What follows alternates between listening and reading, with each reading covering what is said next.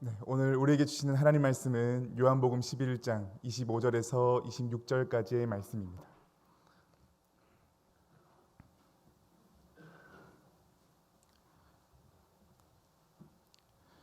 네, 요한복음 11장 25절에서 26절 말씀, 저희 두 절 말씀이니까요. 저희 한 목소리로 함께 읽어보겠습니다. 시작. 예수께서 이르시되 나는 부활이요 생명이니 나를 믿는 자는 죽어도 살겠고 무릇 살아서 나를 믿는 자는 영원히 죽지 아니하리니 이것을 내가 믿느냐. 아멘. 자, 기도하고 저희 말씀 함께 나누겠습니다. 기도하겠습니다. 사랑과 진리로 충만하신 하나님, 이 시간 주의 말씀 앞에 섭니다. 하나님의 입술이 우리 가운데에 말씀으로 들려질 때에 우리의 삶으로 반응할 수 있는 이 시간 될 수 있게 하시고, 빈 마음으로 주의 말씀을 받아 말씀의 씨앗이 우리의 삶 가운데 자라가는 은혜의 시간이 되게 하여 주시옵소서. 우리에게 빛과 진리와 생명 되시는 우리 주 예수 그리스도 이름으로 기도드립니다. 아멘. 네, 우리 옆에 있는 분들하고 이렇게 한번 인사할까요? 하나님이 우리와 함께 하십니다. 이렇게 인사 한번 하겠습니다. 네, 이 오후에도 우리와 함께 하시는 하나님께서 또 크신 은혜로 함께 하실 줄 믿습니다. 네, 제가 군목으로 있을 때요, 총 4년 정도 군목 생활을 했는데 한 1년 6개월 정도는 코로나 이전 상황이었고 한 2년 반 정도는 코로나와 함께 이제 군 생활을 했는데요. 코로나 상황일 때 사역의 어려움이 좀 있긴 있었습니다. 일단 기본적으로 모임이 잘 안 되니까요.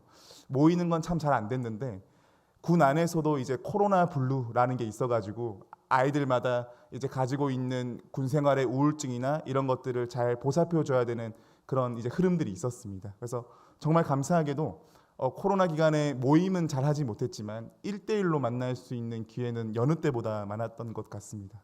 그래서 정말 교회에서도 감사하게 이제 아이들과 1대1 제자 양육을 할 수 있는 시간들이 꽤 있었는데요. 그래서 이제 제자 양육을 이제 하다 보면 이런 질문들이 나옵니다. 당신은 신앙생활을 어떻게 생각하시나요? 이제 이런 질문들이 있어요. 그래서 사회에 있을 때 교회를 다녔던 친구들은 네, 열심히 예배 나가는 거다. 말씀과 기도를 열심히 읽는 거다. 열심히 하는 거다. 이렇게 말을 하는데 군에 와서 신앙생활하는 친구들은 어떤 대답을 하느냐? 휴대폰 쓰는 거 포기하고 오는 시간이다. 네, 이런 말을 하더라고요. 시대가 많이 바뀌었죠. 네, 생활관에서 휴대폰 하는 시간 포기하고 이제 예배 드리러 온다는 겁니다. 이게 신앙생활이다. 이렇게 말을 하더라고요. 군인 청년들뿐만 아니라 우리 많은 교인들에게도 신앙생활이란 무엇입니까? 라고 질문하면요. 아마 많은 분들이 교회를 다니는 게 신앙생활이다. 아니면 때를 따라 예배를 드린다. 뭐 이런 요소들로 초점이 맞춰질 것 같습니다. 행위 자체를 신앙생활로 여기기가 참 쉽지요.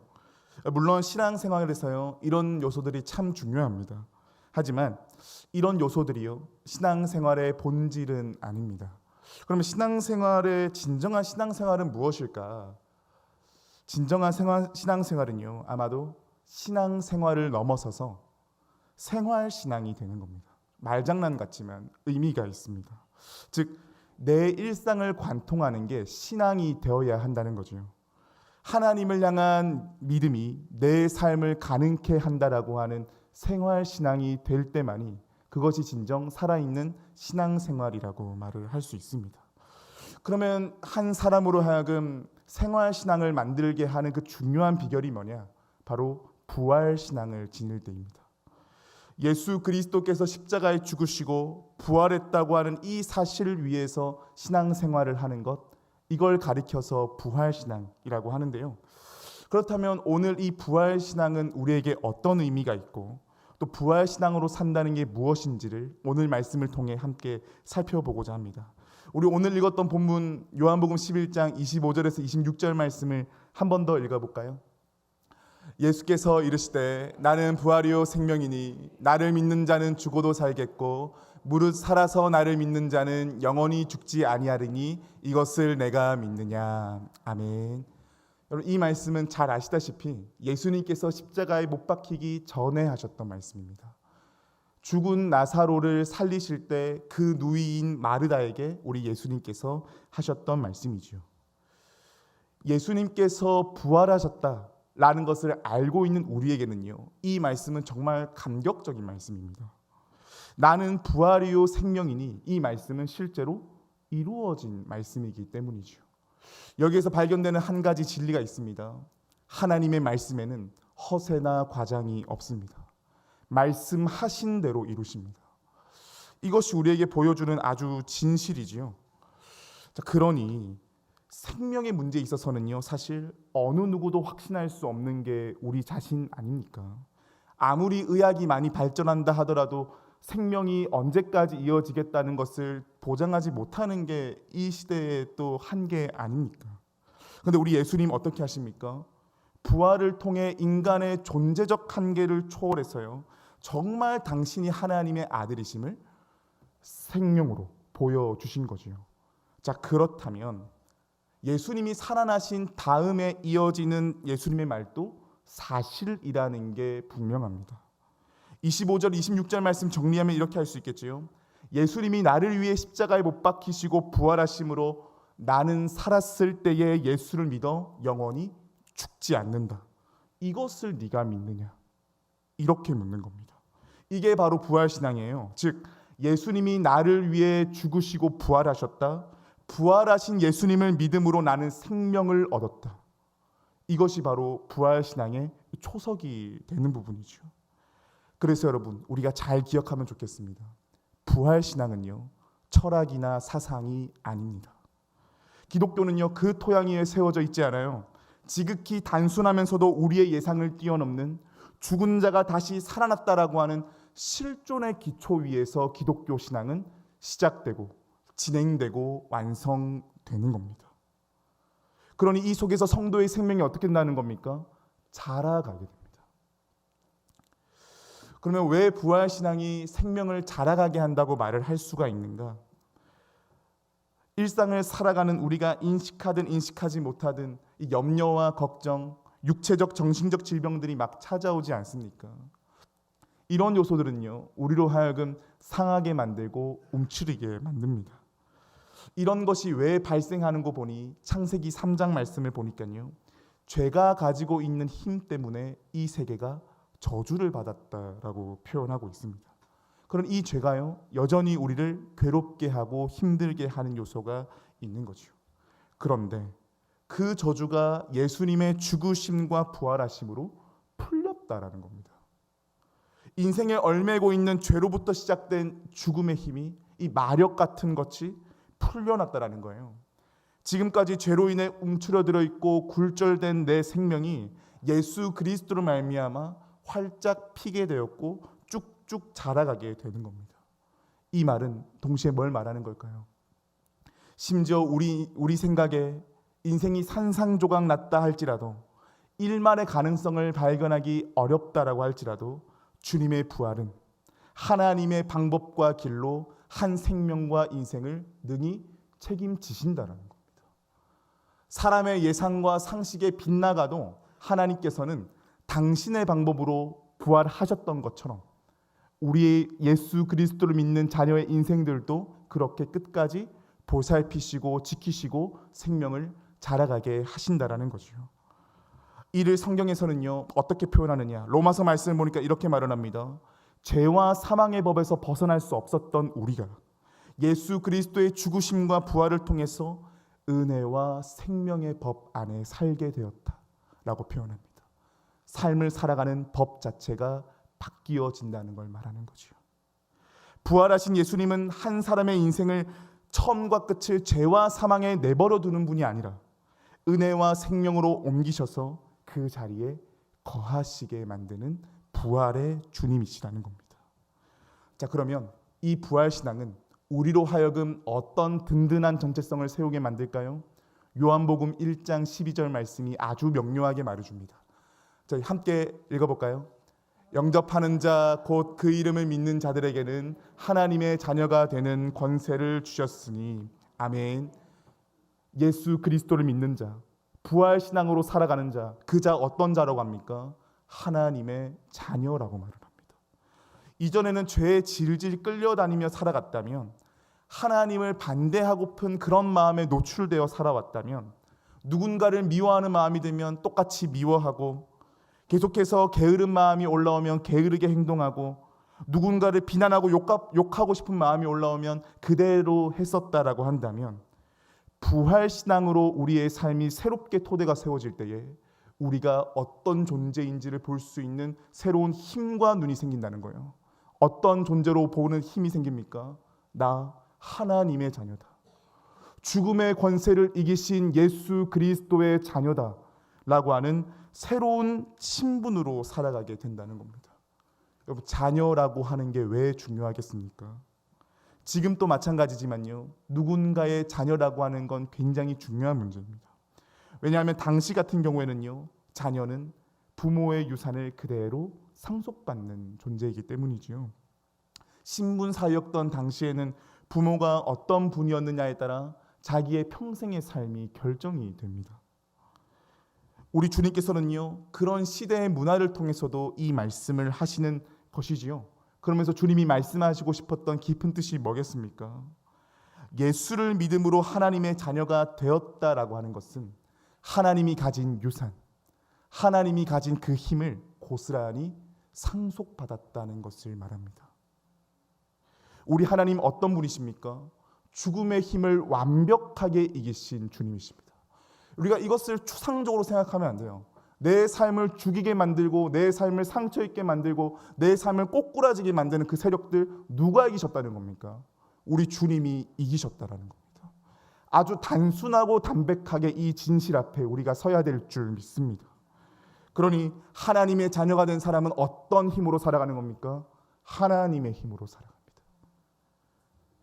이제 너희는 죄의 종이 아니라, 온갖 것에 매여가며 살아가는 존재가 아니라 하나님의 힘으로 살아가는 존재이다.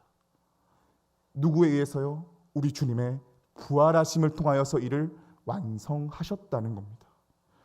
물론 이렇게 우리가 말씀을 나누도요, 이 땅을 살아가는 게 녹록치 않을 때가 참 많지 않습니까? 당장 예배당 문만 나가도 집에서 만날 자녀들, 혹은 집에 가둬놨던 집안의 문제들을 들춰보면 내 마음이 흔들릴 때가 참 많이 있지요. 세상의 악함과 거기에 흔들리는 내 마음 때문에 하나님을 믿고 의지한다는 게 굉장히 무기력하게 느껴질 때도 있습니다. 그런데 중요한 사실이 있습니다. 이런 내 느낌을 뛰어넘어서 이런 세상의 악과 세상의 처참함은 우리를 삼키지 못한다는 겁니다. 왜냐? 예수님께서 이런 날 위에 십자가에 못 박혀 죽으시고 부활하심으로 죄의 결과인 사망을 깨뜨리셨고요, 죄의 권세를 완벽히 이기셨기 때문입니다. 그러니 지금 우리가 세상에 여전히 존재하는 죄악 때문에 고생하고 있다 하더라도요, 그 죄의 권세는 나를 정복하지 못합니다. 그저 내 발목을 잡고 있는 수준이라는 거예요. 죄로서는요, 자기가 할 수 있는 마지막 발악을 우리에게 하고 있는 겁니다. 그러니 우리가 하나님의 자녀이다, 부활신앙 위에 세워져 있다라고 한다면 이제 이 죄악의 손길에 속아서는 안 되겠습니다.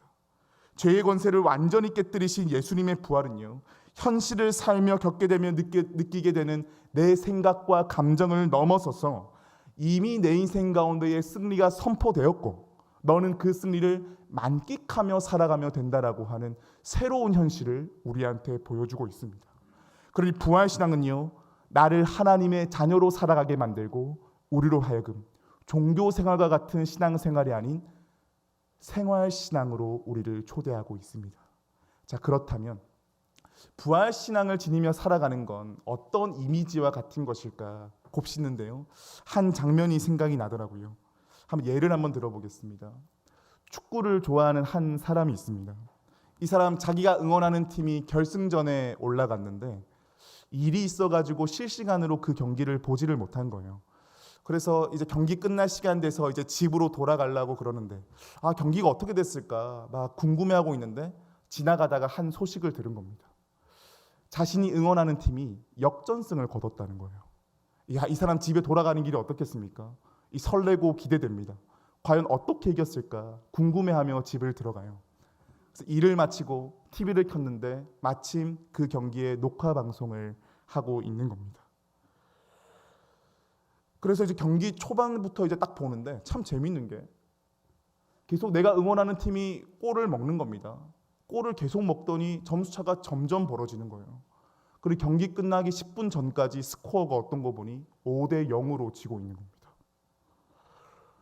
만약 여러분 이 사람 내가 경기를 이겼다는 사실을 모른다면 이 경기 계속 보고 있을까요? 안 보고 있을까요?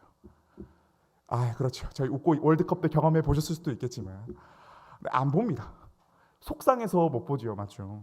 근데 지금 이 사람 경기 볼까요? 안 볼까요? 봅니다. 지금 이 사람이 경기를 보지요. 왜 보겠습니까? 그 경기 내가 응원하는 팀이 이겼다는 걸 알고 있기 때문입니다. 그러니 지금 나는 그 절망적인 상황에서도요, 채널을 고정하면서 경기를 보는 겁니다.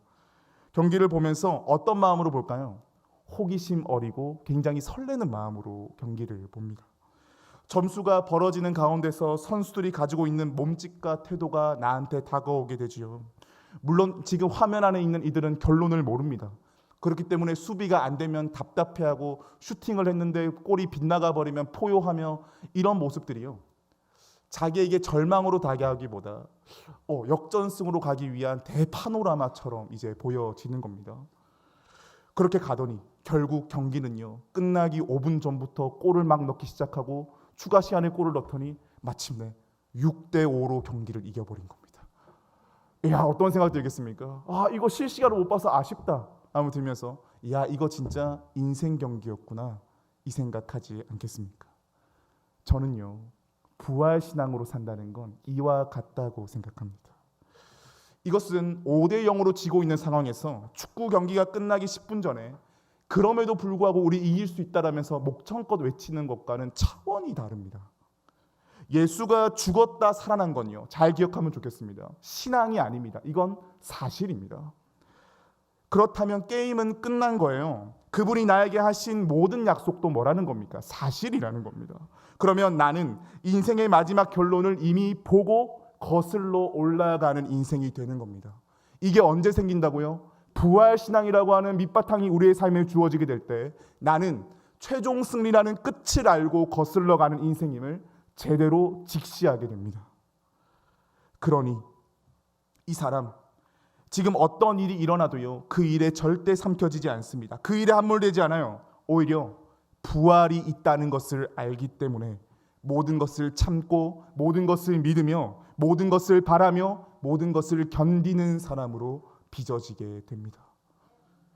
부활신앙으로 살아가는 사람, 하나님의 자녀로 산다는 것은요, 바로 이런 삶입니다. 끝을 알고 세상을 거슬러 올라가는 사람입니다. 내가 느끼고 보이는 것들에 의해서 절망할 수 있고요, 사망의 골짜기를 걸어가는 것처럼 느껴질 수 있습니다. 그러나 그것이 결론일 수는 없다고 분명히 믿습니다. 왜냐? 부활과 생명의 끝판왕이신 하나님 때문에 사망의 자리에 있다 하더라도 생명의 자리로 옮겨질 것을 믿기 때문입니다. 오늘 주일 말씀 때도 우리 듣지 않았습니까? 사드락과 메삭과 아벳느고가 신상 앞에 절하지 않을 때에 느부갓네살 왕인데 무슨 말합니까? 그렇게 하지 아니하실지라도. 이 말 왜 가능합니까? 하나님께서 진정 생명의 주관자이심을 믿기 때문입니다. 말씀을 마무리하겠습니다. 사랑하는 여러분, 요즘 신앙생활 하시는 거 어떠십니까? 오늘 우리 부활의 주님이 아주 우리에게 강력하면서 담백하게 말씀하십니다. 나는 부활이요 생명이니 나를 믿는 자는 죽어도 살겠고 무릇 살아서 나를 믿는 자는 영원까지 산다. 이 담백한 말씀에 우리의 삶을 밀어넣을 수 있기를 축복합니다. 이제 우리의 삶을요, 세상의 파도에 맡기지 말고 부활하신 주님께 맡겨드리십시다. 여전히 나의 현실에는 여러 모습으로 내 삶을 괴롭히는 것들이 많고 힘든 것들이 많아도 그것이 우리의 인생의 결론이 될 수 없음을 믿으십시다.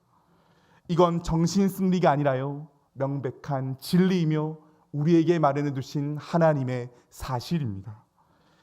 이를 대표로 보여줬던 게 베드로 아닙니까? 베드로 이 사람 어땠지요? 주님을 3년 동안 신실히 따라갔지만 십자가형 앞에 서게 됐을 때 나 주님 모른다고 3번 배신했던 사람입니다. 근데 이 사람 부활하신 예수님 만나고 나서요, 어떻게 바뀌었지요? 예수님을 십자가에 못 박혀 죽이자 하는 사람들 앞에 당당히 나서서요, 아주 분명한 메시지를 전달하는데요. 사도행전 4장 12절의 말씀입니다. 저희 앞에 화면에 나와 있는데요, 함께 읽어보겠습니다. 시작.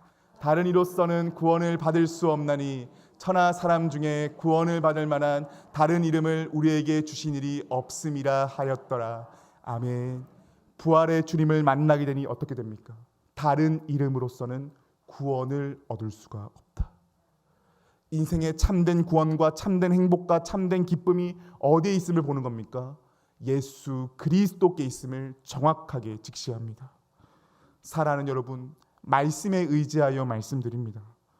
눈에 보이는 환경에 의해서 내 스스로 만들어낸 가공된 현실을 전부라고 여기는 교만에서 벗어납시다. 이제 그럴 때마다, 그런 마음이 나를 장악할 때마다 눈을 들어 주님을 바라봅시다. 실패했던 인생이었던 베드로가 살아난 건요, 자기 자신을 자책했을 때 살아났던 게 아닙니다. 많은 물고기를 잡을 때 살아났던 게 아니었어요. 언제 살아났지요? 부활하신 주님을 만날 때에 그 생이 춤추기 시작하고 확신과 믿음을 가지고 그 생을 끝까지 살아갑니다. 오늘을 살아가는 우리도 마찬가지인 줄 믿습니다. 우리가 사는 길은 나 자신에서 비롯된 것을 목격할 때가 아닙니다. 나에게 충실할 때가 아니에요. 십자가와 부활의 주님을 바라볼 때, 죄와 죽음을 이기시고 주님이 나의 힘과 전부 되심을 고백할 때 우리도 진정 살아날 줄 믿습니다. 이런 부활신앙으로 하나님의 자녀로서 살아갈 때 우리의 죽어가는 모든 것들이 살아나게 될 것이고요, 참된 승리를 만끽하게 될 줄 믿습니다. 이제 우리 모두가 승리라는 끝을 알고 주님을 신뢰하며 끝을 알고 거슬러 올라가는 귀한 믿음의 인생이 될 수 있기를 축복합니다. 그래서 오늘 내게 주어진 하루를 눈부시게 살아갈 수 있는 귀한 인생들 될 수 있기를 주님의 이름으로 축복합니다. 함께 기도하겠습니다. 사랑의 하나님, 오늘의 말씀을 통하여서 우리의 삶이 다른 어떤 것이 아닌 부활신앙으로 세워질 수 있기를 원합니다. 온갖 염려와 걱정과 두려움이 밀려오는 우리의 삶이지만, 그렇기 때문에 한숨 쉴 것밖에 없는 우리의 삶인 것처럼 보일 수도 있으나, 그런 마음이 들 때마다 우리 주님이 어떤 분인지를 바라볼 수 있게 하여 주시옵소서. 사망의 권세를 깨뜨리시고 부활과 영원의 생명 되시는 하나님을 바라보므로 나는 주님께 있기에 모든 것을 참으며 모든 것을 믿으며 모든 것을 바라며 모든 것을 소망하며 나아간다라고 하는 믿음의 고백을 지니며 살아갈 수 있는 우리 모두가 되게 하여 주시옵소서. 그래서 부활신앙으로 살아가 우리의 삶 자체가 생활신앙이 되게 하여 주시어 주의 말씀을 무기로 삼으며 모든 것을 이기며 살아갈 수 있는 능력의 사람, 하나님의 참된 자녀로 살아갈 수 있는 은혜를 더하여 주옵소서. 우리 가운데 소망과 능력으로 함께 하시는 주님의 이름을 찬양드리며 우리 주 예수 그리스도의 이름으로 기도드립니다. 아멘.